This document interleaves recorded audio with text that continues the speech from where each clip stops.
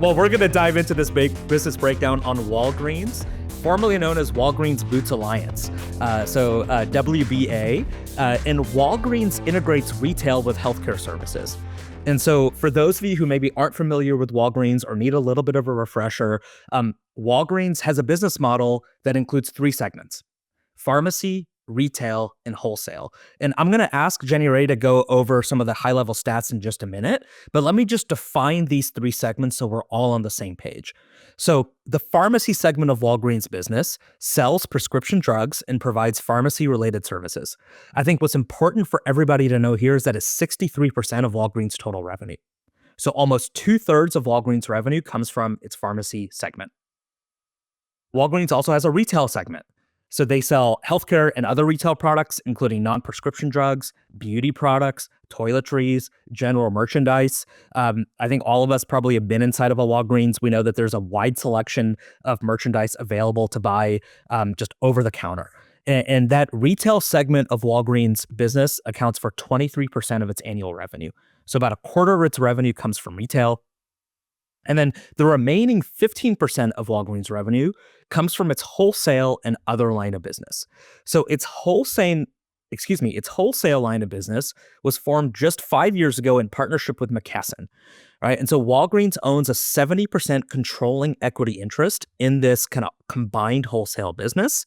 And I think we all know that a wholesale business is just kind of selling, holding, distributing products that are manufactured by other manufacturers. And so Walgreens is getting into, in the last 5 years, this wholesale business as well. And then kind of the other part of Walgreens business refers to its technology-enabled care model. So Walgreens offers clinical programs. It collaborates strategically with other businesses inside of the Walgreens Boots kind of portfolio to provide healthcare services. So Walgreens does a lot, but as we've seen, 2/3 of its revenue is driven by its pharmacy segment. And so with that, Jenny Ray, I'll turn things over to you. The company combines a really robust physical store network, like with a digital platform, right? It employs a multi-channel strategy. We'll get into that. But before we do, can you talk to us a little bit about the P&L? Sure. So, Namaan, this is a tough business. I think that's just the first important thing to say, right? The business for fiscal year that ended August 31st lost money for the second year in a row. And so just kind of kicking it off, recognizing that this is a really hard business, I think is important. On sales of $148 billion, the gross profit was $27 billion, which is going to give us a really immediate clue into what kind of business we're operating here. But then they managed to turn that $27 billion and make it into a loss, a $14 billion annual operating income loss.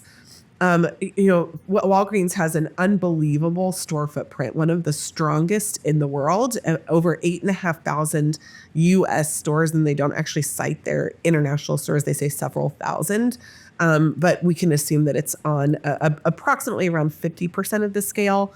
But it's, again, like you'd have to do a little bit more of a back of the envelope than we did for this specific call. Certainly if we were working with someone in the sector, we would do a much deeper dive on that.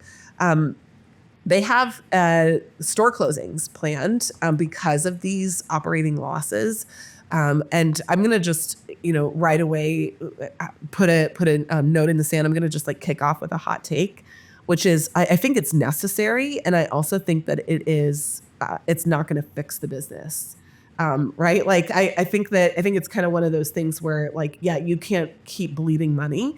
So you need to cut off an arm, but it's a real bummer to lose an arm because you would really like to have an arm later. And these store closings are, to me, the greatest asset of Walgreens. And the problem to me is not that they have too many stores open. The problem is the operating mechanisms inside the stores, their customer retention process, customer experience, and more. And so even though as a business leader, you take that move indefinitely, I don't think that that's your ultimate goal. Your ultimate goal is not to reduce the size of the Walgreens footprint. Your ultimate goal is something else. And we'll talk about that something else as we go through it. So you want to talk about the business model, even though we just gave a giant fat clue when we were talking about the P&L. Yeah, absolutely, January. Walgreens is a primarily variable cost driven business, and it doesn't mean it doesn't have fixed costs. I think when people think of Walgreens, they think of the massive physical store network and the retail footprint. They think, oh, that must be a fixed cost business because of that.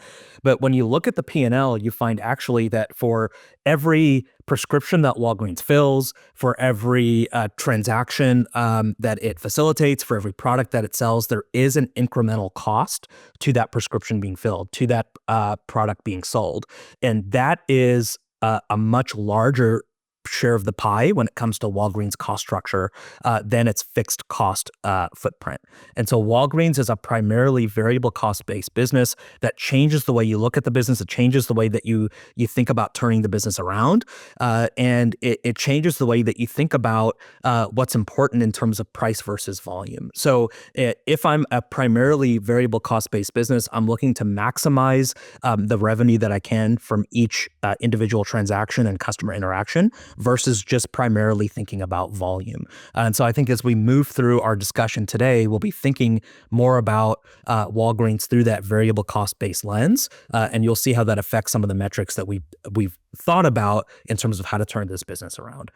So January, I'll let you lead off with your metrics first this time. What would you be thinking about as you think about turning Walgreens around?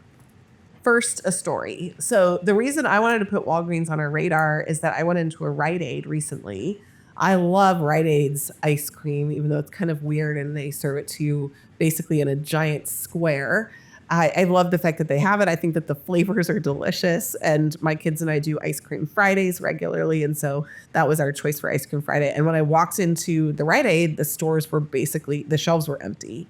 And somebody from behind the counter was like, yeah, we're in bankruptcy. And honestly, my thought was literally the store looks just about like it normally would, and y'all are behaving just like you normally would. So sometimes you can see bankruptcies before they come, and sometimes you're just like super unsurprised. But I wanted to focus on this sector because I wanted to understand what's happening in this space right now and what are the alternatives, what are disruptable opportunities inside the space. And so when I think about the three metrics, if I were going to turn Walgreens around with this operating loss that they're going after, they're obviously trying to avoid going down the bankruptcy line, just like Rite Aid currently is. The number one thing that I think about is repurchase rate. I'll tell you what, I go to Walgreens only if I have to. And it would be a really different customer situation if you were able to get your customers back to Walgreens more frequently. So things like finding people opportunities. They have a ton of seasonal merchandise. Usually in Walgreens, about 1/8 of the store is moving seasonally. Right? It's the like candy and the swag from Christmas, and now it's on to Valentine's Day, and then it will move on beyond that. But like that amount of turnover from your SKU base gives you opportunities to communicate with customers. But Walgreens doesn't give me an excuse to come in, and I try to avoid it at every chance that I can. So that's not a great customer situation or opportunity if I'm not bringing my customers into the store. And I'm only bringing them in when they have a prescription to fill or when they have something else going on. So especially on the retail side of the business, which Namaan, I don't know if you were able to dive into it. I tried, but just at the high level with the limited amount of time, I wasn't able to map the revenue to profit percentages. You know how we've kind of said, like, look, if it's membership fees, that just falls straight to the bottom line. My best guess is that wholesales are actually our highest margin on this business. Usually that's not the case for a wholesale business. And then I would say retail is next and pharmacy is third, but I don't know that for sure. And it seems like the attention inside a Walgreens is really focused on the pharmacy portion of the business, which leaves this repurchase opportunity on the table for the retail side of the business. The second one is basket size. There are ways that they've thought about this just in the basics, store design. You have to walk all the way to the back of the store, right, to get your items. But when I'm in line, at a Walgreens in a drive-through, they are not offering me anything. And they could and they should, right? What else can we give you before you walk out of here today? Here's 5 core items that people are walking out with, right? There should be a screen for me to interact with because I'm usually waiting for 5 or 7 or 8 minutes. That time should be used to merchandise the customers. And so somebody in the store running around and grabbing 14 items for me while I'm waiting to buy something else, increasing my basket size, when you have a captive customer audience is an opportunity. And in a variable cost business, that's what you're trying to do. If you make a margin on every item that you sell me, you're trying to sell me more items and you're trying to figure out which items you're able to get to me. So if I'm fulfilling something for the cold and flu, like please, for heaven's sakes, like offer me, some throat lozenges and A can of some chicken over soup. the counter, a can of chicken soup and over the counter NyQuil and and something for comfort, something for fun, right? So I think like just increasing basket size is my number 2. And then the third one is the payer mix. Now, I don't want to isolate this because this could be my personal experience, but I own a small business. My small business, it does not make sense for me to pay for private insurance. So I use an exchange, which basically makes it look to medical providers like I am a cash payer. For me, the experience at Walgreens is not catered to me, but I'm an amazing customer segment for them. Like they should want me. I might be small, but I pay every dollar that I pay. No one else is paying for. They don't have to submit that claim anywhere, and it goes straight to their bottom line. And they could charge me 50% less than somebody else and 20% more than their margin and still make money on me because of the ease of that process. Well, there's no cash pay prices. There's no price transparency. They don't really focus on that payer mix. I think they just kind of are assuming that they're going to get what they get. And so I think having the opportunity to really target specific payer mixes, especially on the pharmacy side, would transfer to the other 2 metrics that I've already mentioned. What about you, Namaan? If you're enjoying listening to this business breakdown and learning how Namaan and Jenny approach business problems, then you might benefit from the Black Belt program. Black Belt is a structured case prep program designed to help you build business acumen, crush case interview prep, land an offer, and get promoted. The program is built around 8 hours of one-on-one coaching with an MBB consultant, plus a world-class digital resource library. Our Black Belt cohorts have limited capacity each month, so don't wait around. Learn more and join today at the link in this episode's show notes. Henry, I think those are great metrics. They're compelling. I thought about the business differently, and I think we have a little bit of disagreement here, which I love, because the first thing that I would focus on is closing underperforming stores. I agree with you that you cannot cut your way to growth, but I think where Walgreens is at today, they need to stabilize operations and they need to enhance cash flow. And I think when you are losing money, that is priority number 1. And the biggest way that you can do that is by closing underperforming stores. And the way that I define underperformance is stores that have lower revenue today than they did 3 years ago. Because I think one of the things you have to do when you think about underperformance is, okay, what does that mean in our business? And so the way that I defined it, looking at Walgreens P&L, looking at historical performance, is stores that are underperforming relative to where they were 3 years ago. I think somewhere north of 70% of the US population lives within a 5-mile radius of a Walgreens. There probably is oversaturation in terms of Walgreens retail footprint. We can afford to close underperforming stores and still retain the accessibility like in local communities that kind of sets us apart from something like maybe an Amazon pharmacy or some other competitors that are springing up. And so I agree, by the way, with the principle of that. What I was mentioning earlier is like, I think that I trust Walgreens not at all to actually execute on this in a way that satisfies customers because, in my city, there are 3 Walgreens. If you pull me to one, I might still go to Walgreens, but not if my wait time is 3x as long, Fair. not if my experience is 3x as poor. And so I don't think you get that aggregate benefit until you actually are executing in store well. And I don't see that from Walgreens. 100%. I do think that you need to stabilize your core retail pharmacy operations and they need to rationalize their retail footprint. And I agree with you. I don't think they're going to do a great job of it, but if I was there, that's what I'd be thinking about too. And I would do that first before I focus on reigniting growth. So closing those underperforming stores, rationalizing that footprint, that would be kind of job number 1 for me if I was there. The second thing I'd be thinking about is my wholesale revenue as a percentage of my overall revenue. And so the wholesale kind of line of business at Walgreens is the fastest growing piece of the pie. When I looked at historical performance at Walgreens, retail and pharmacy, those two segments have been flat for the last 2 years in terms of revenue.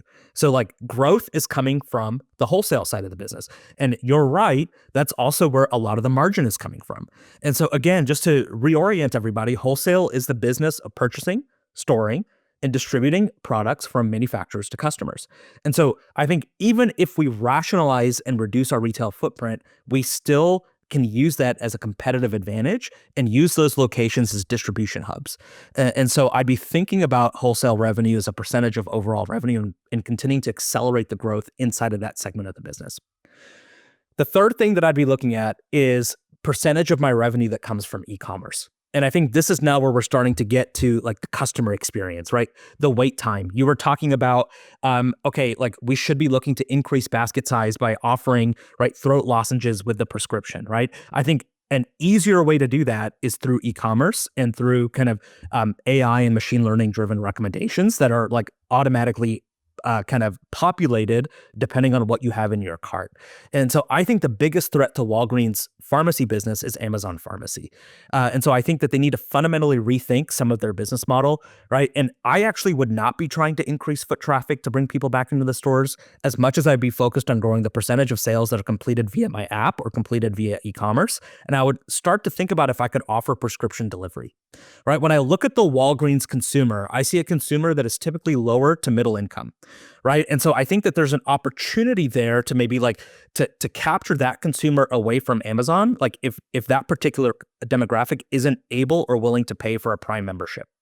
And so can I keep their prescription business with me, especially if delivery or a simplified pickup experience is a part of the value proposition, right? And I'm not an expert when it comes to like pharmaceutical like regulations, but like I could see Walgreens moving to a concept like Amazon lockers, where I can like order my prescription through the app. I don't have to wait in like a 30-minute drive-through line. It's sitting in a secure locker for me, and I'm sent a code, and I can go unlock that locker, pick up my prescription, right, and leave, right? Or I can I have been offered other like products in my cart, right? I've added those to my cart along with my prescription. My whole order is sitting right in the locker ready for me to pick up, right? So I'm able to increase basket size. I'm also able to increase the convenience factor, right? And I think that's what they're going to have to do if they're going to protect, right, 2/3 of their business from these upstart competitors that are popping up in the space.